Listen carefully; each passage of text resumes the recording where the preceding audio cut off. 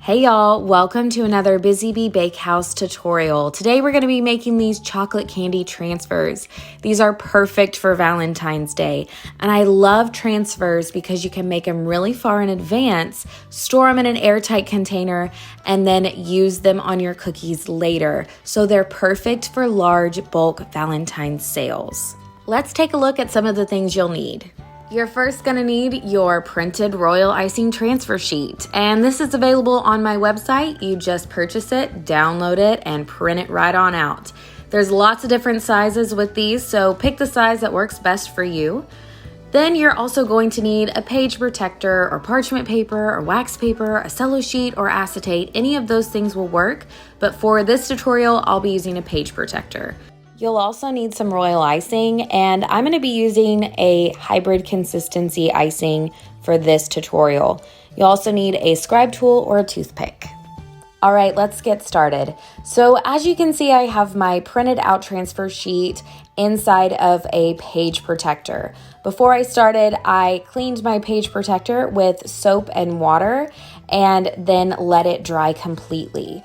I prefer to use a page protector because I can turn my page as I work, and that way I don't have to try and realign it every time like I would do if I were using wax paper or parchment paper or something like that. I've also got 4 shades of brown, and I'm also going to be using a little bit of white at the end for the top details. I'm only using one consistency for this entire sheet, which is my hybrid consistency. This is one of my favorite consistencies to use because it's not as stiff as an outline and it's not as runny as a flood. It's somewhere right in the middle. So you can smooth it out easily with a scribe tool, but it's also going to hold its shape.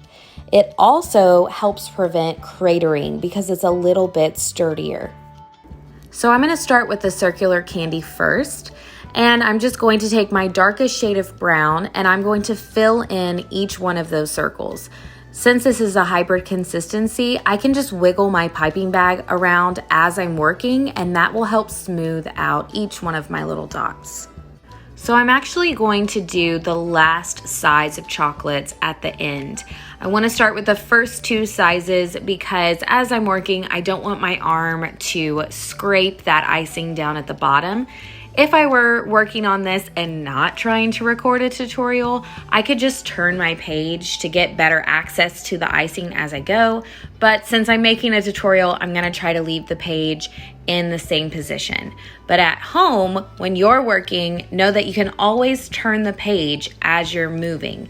That's why I like to use a page protector, because when I'm working, if I need to turn the page to get better access from a different side, it's gonna all stay together. If you use acetate or parchment paper or something like that, if you try to turn it, then you have to try and line everything back up again, and it just takes more time. And I'm all about saving time and moving as quickly as I can.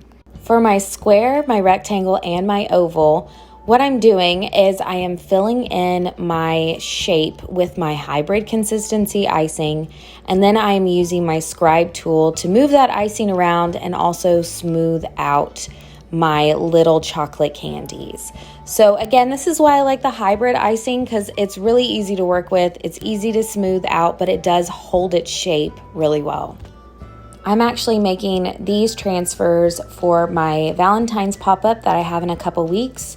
So once these are completely dry, which usually takes from about 6 to 12 hours, depending on what kind of icing you use, the hybrid is going to dry faster than if I were to outline and flood. But I like to be on the safe side, so I like to let them dry at least 6 hours or even overnight. But because I'm making so many, I am not worried about them being exactly perfect every single time. I am more concerned about getting the shape and moving fast and quickly.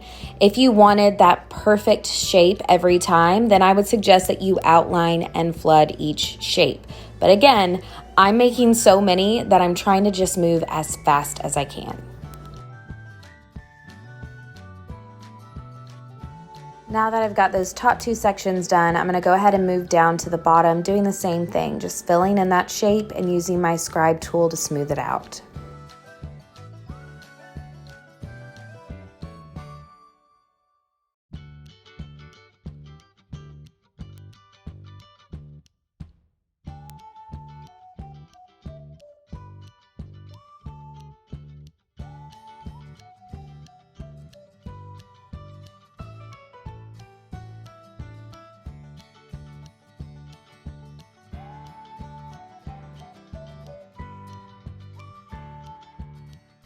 Now that I've got all my bases, I'm going to go on top and do some detail work.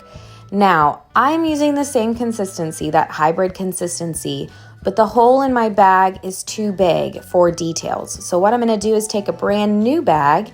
I'm going to slide the old bag down into it, and then I can cut the tip to whatever size I need. So it's like I've got a brand new bag of icing, but I don't have to rebag. All right, I'm gonna start at the top of the page and then just work my way down.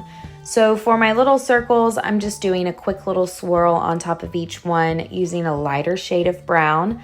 I want a pretty good amount of contrast between the chocolate and the design on the top. So for the squares, I'm just doing a quick zigzag with some white. I'm gonna do some loops for my rectangle. I changed my mind about the design halfway through and switched it up a little bit. But you can make your chocolates look however you want. So you can do different designs, different colors on top. You can add some sprinkles or some sanding sugar. You can really customize this to make it whatever you want.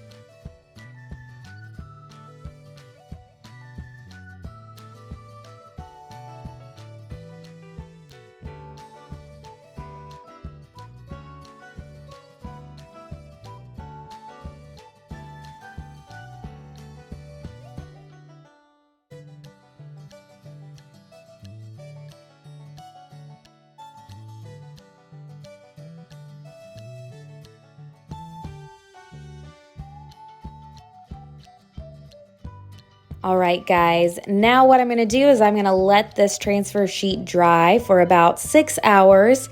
I'm in a very humid climate though, so if you're in a more arid area, it may take less time for them to dry completely. But you wanna make sure that they're completely dry, and then all you have to do is pop them right off that transfer sheet and store them in an airtight container to use later. So I like to store mine in a little Tupperware container, but you could also use a Ziploc bag. I hope you enjoyed this tutorial. If you have any questions, please feel free to message me on Instagram at busybee.bakehouse or send me an email at busybeebakehouse@gmail.com. And be sure you're subscribed to my YouTube channel. I'm going to have a lot more tutorials coming out, as well as some nice, relaxing cookie videos, because who doesn't love those? And until next time, happy cooking.